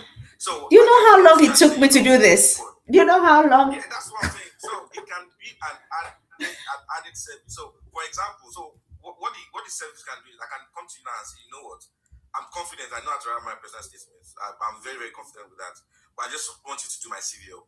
You might be thinking, oh, if 10 people want to do their CV now, does that mean I have to attend to 10 of you, right? But if which is what I do now. Exactly. But you get paid for it at work. Yes. Or you mean that on the side? On the side. Yeah. So I had another role that I had to do that for people, but yeah. Yeah.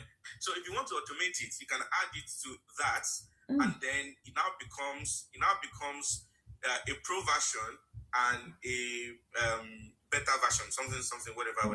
Okay. How you want to call it, and then maybe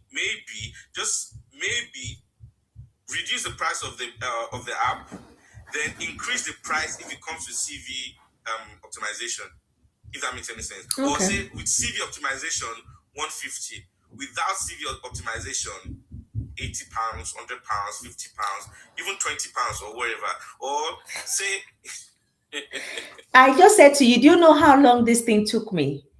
I'm so sure time. a couple So of my if clients you want to would. put a price, if you want to put a price to the time, I don't think I can. are you business oriented? Are you a business person or you're just a 95 person? I don't know. I think I'm both. Okay. Too much Because businesses is flowing in this brain. what's the long-term goal for the app? The long-term goal, like where do you see the app getting to? I think I'd see it being used a lot by people that need it. So that's the long time Okay. goal. So Yeah. for an app like that, you probably be thinking about subscription is one stream of income. Subscription is one stream of income. Acquisition is a possible stream of income. Are you sure we should not take And this then discussion adverts. offline? Because Adverts. this is a lot of discussions. It is. That's why I was a little bit skeptical, but I definitely appreciate how you're handling it. And Trust me, I'm not one to shy away from confrontation. That it's been said in a very nice and polite way.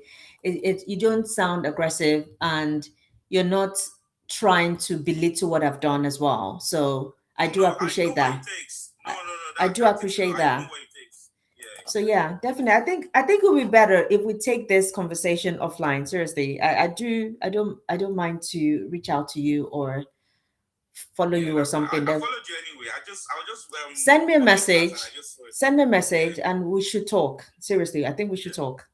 Send me a message. But yeah, I do. As in, I'm not trying to, as in, cut you off or anything. But the conversations that we're having now, I think, is going more than the app stuff. Is more going more into other stuff.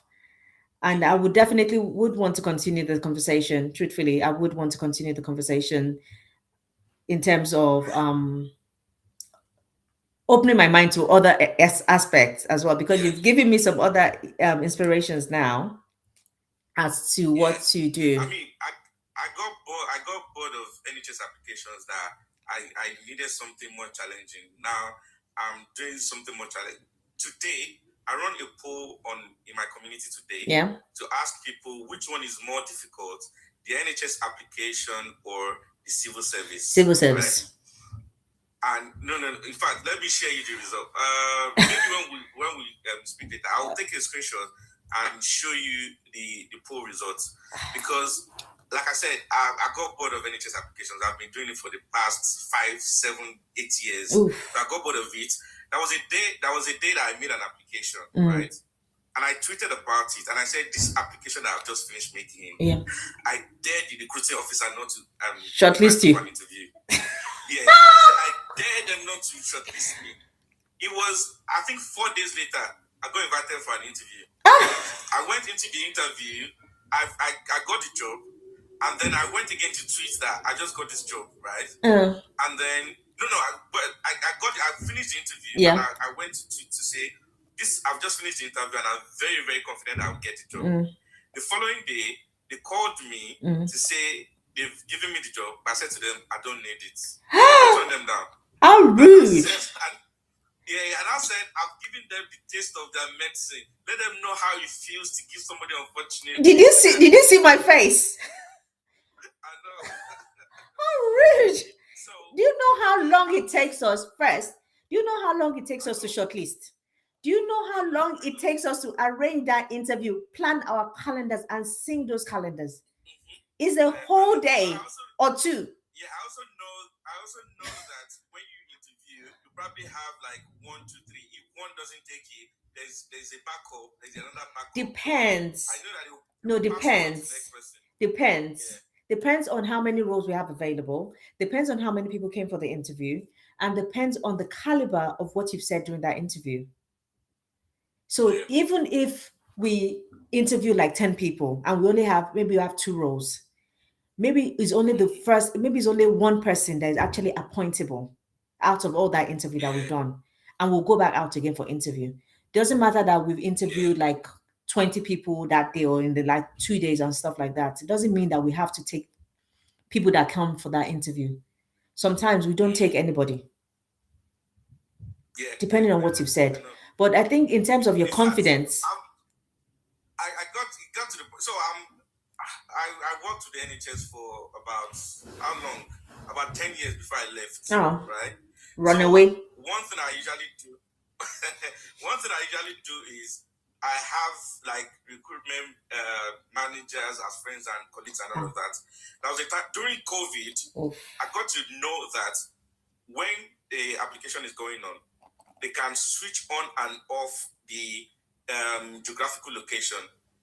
They can say, you know what, we don't accept any application from anybody outside of the UK.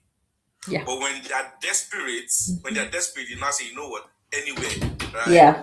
So during COVID, a lot of colleagues from Nigeria, because I'm into clinical, like I'm a biomedical scientist. Okay. So a lot of colleagues from Nigeria were able to apply with their TPC and all of those shenanigans. But I think it's actually interesting. But now, like I said, I'm bored of the NHS. Now I need a new challenge. That's why I moved away. I've moved on to something. Come back. challenging now, Come see back. how far it goes. Come back. You But know, please send me. micromanagement- Yeah, management is fun and it's tiring. Micromanagement of the management, the team I was working with, Oh, okay. the management, they were Oh, okay. micromanaging people. Oh, okay. Yeah, but do send me a message and we can talk.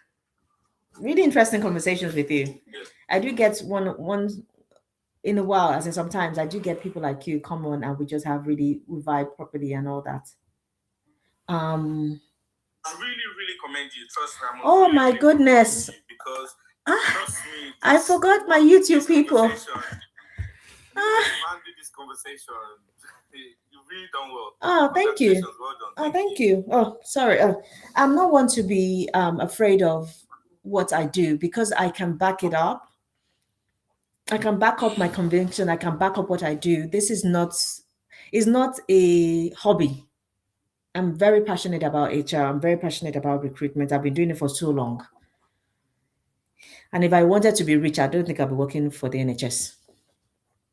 the other maybe when we speak later on offline, because there's something else that I was worried about. Yeah. Which I think should cross your mind the minute I say Yeah. worried about. Okay. It's crossed your mind already. Yes, it does. Don't worry. Yeah. Okay. So yeah, let's leave it at that then. Okay. All right then. I'll Thank speak to you. later. Don't worry. Send me a message. All right. Yeah. Take care. Yeah, I will. All right. Take care.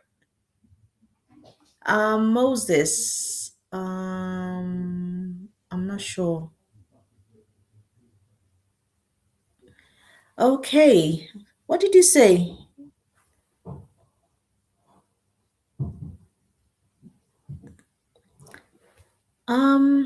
Diet selects. I'm so sorry.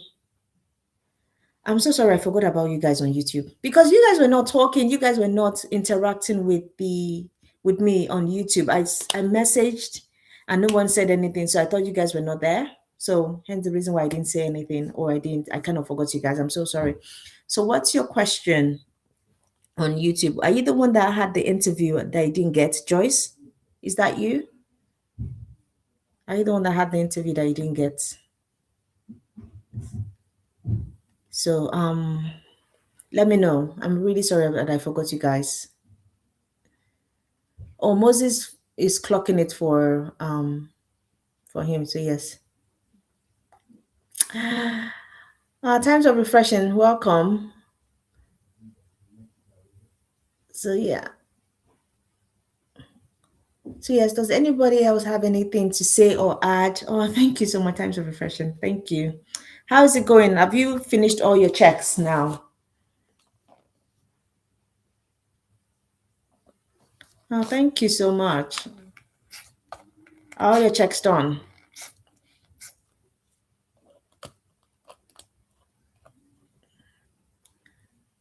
So yeah.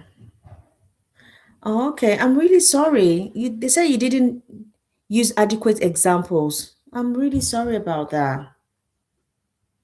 Oh, I'm really sorry. And I know you really wanted that role. I'm really sorry. I think with NHS interviews, you really need to align your examples properly because they are scenario based questions, competency based questions. You really need to give good examples to answer those questions. You're just hearing generate. You really need to really tackle those questions properly. So finally, YouTube family, I think I'm going to be able to show you guys the app. I should be able to show you guys the app finally. Um, so this app is for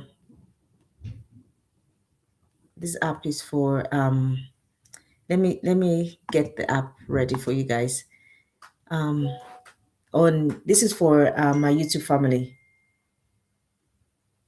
But I use examples. Anywho, yeah, I will align and yeah, you need to just align them properly. It needs to tackle and it needs, like I said, you need to give that story. Is that star example that you need to give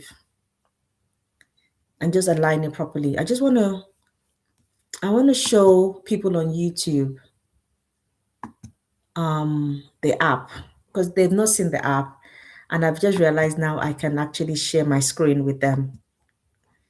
So, YouTube family, this is the app of the NHS Statement Pro. This is what it looks like. You upload your CV in there, your job description, persons, and it generates the tailored application. This is what's in terms of the question. This is for NHS Scotland. This is an NHS Scotland generation for roles. If you want to generate for NHS England, you just go where using the same statement and just go. I'm just showing them the app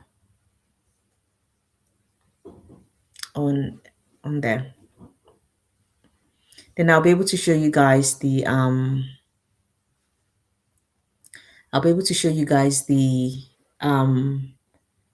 masterclass as well. Finally, as in, I'm so happy I'm able to show you guys this because I feel as if my YouTube family gets neglected when I'm showing you guys example because I can lift up my phone and show you guys that.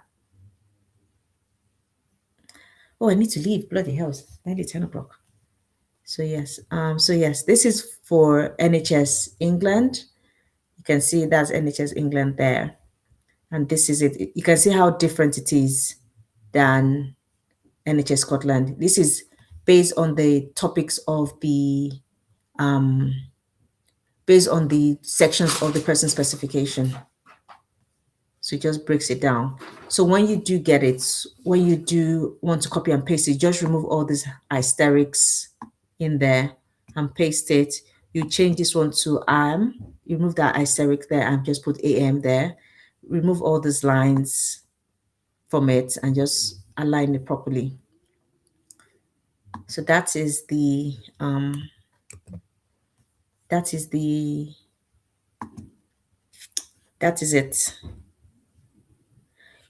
Are you kidding? You did not see anything? No, I showed you. Oh my goodness. Oh, I thought you guys saw it. Let me try again.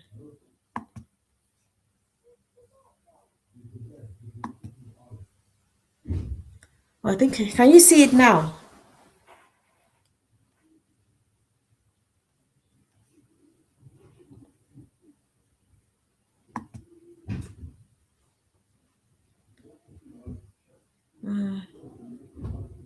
He's waiting for permission. Where would I get permission from?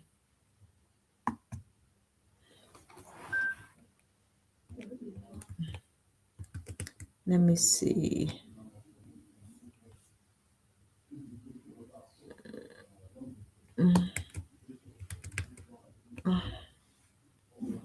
He said he's waiting for permission. But this is what the app looks like.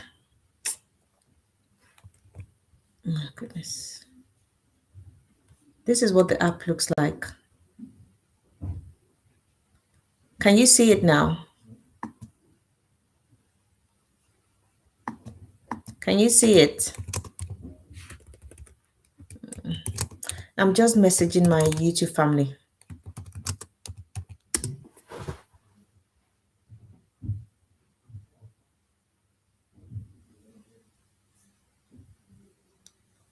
Oh, someone said they saw. Ebuka, you're saying you can't see it.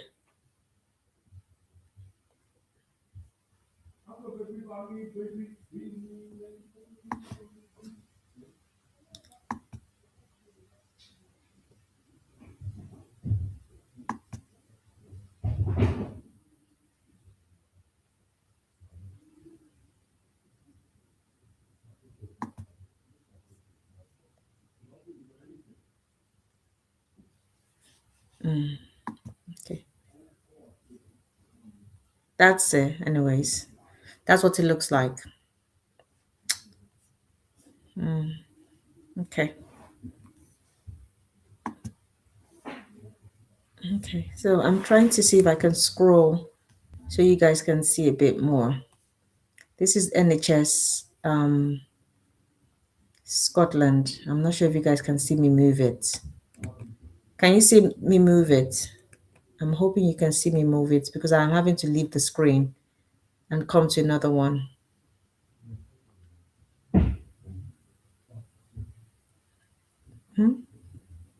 So that's it.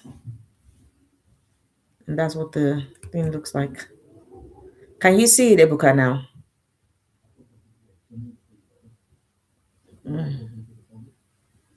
I'm just showing the YouTube family the NHS supporting statements app.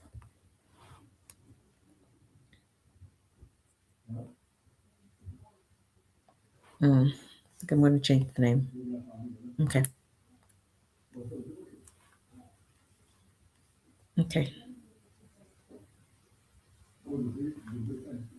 It wouldn't be flagged for using AI because it's been humanized enough, and we're going to put in a lot of we're going to have to move some things around and write something and write it properly. So you get all the instructions once you sign up to the app. You get all the instructions of how to use it. Okay, good. So that's what that looks like. Okay. Good. So that's what it looks like. So the I'm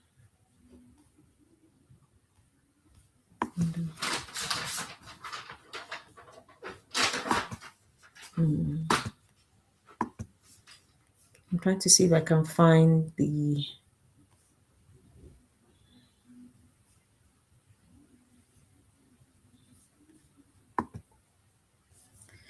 yeah, so that's what it looks like. So any questions? Good.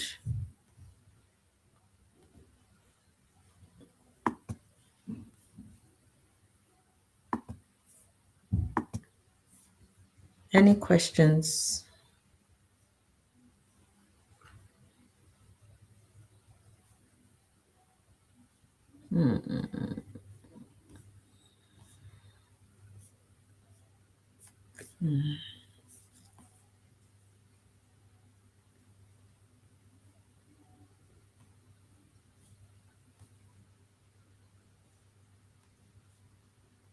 Sorry. Okay. So yes, thank you guys. I need to leave. I didn't even realize the time. I need to leave now. So I hope you guys have been able to get a lot of information that you need from here. And I've shown the YouTube family finally the app as well. So yeah, so we're able to do that next time properly again. So I just realized the time and I need to leave. So thank you guys for coming. Thank you everyone that has interacted with the live. If you want to join the NHS Masterclass, the link to join the Masterclass is through my bio. But if you don't see it, you can email me at my email address here, or you can see the contact me at my screen, just at the left or right hand side of the screen. You should be able to see it. And this is my email address. Just send me an email address, an email to that email address, and I'll be able to send you the link directly to join the masterclass on the 13th of June at 12 o'clock. It's meant to be a 2-hour class where you're going to get a lot of information about application to offer. And also you'll be getting some free bonuses, your NHS profile checklist, your supporting statements checklist, 30 interview questions, list of NHS trusts that are still sponsoring, and WhatsApp group. You'll be joining my WhatsApp group as well, where I send you information about the NHS, about roles that are currently sponsoring and not sponsoring, for roles that might align to what you're thinking about doing. So if you want to join this masterclass, use the link in my bio, use the link in my videos on YouTube, and I look forward to seeing you. I'll probably try and do it live tomorrow evening because I have some interview preps that I need to do for people tomorrow. So I may not be online the slides because I'm going to be doing the interview prep. So yes, I look forward to seeing all of you next time I'm online. Sorry, excuse me. Thank you and have a good evening, everybody. Bye. Hi, Esteri.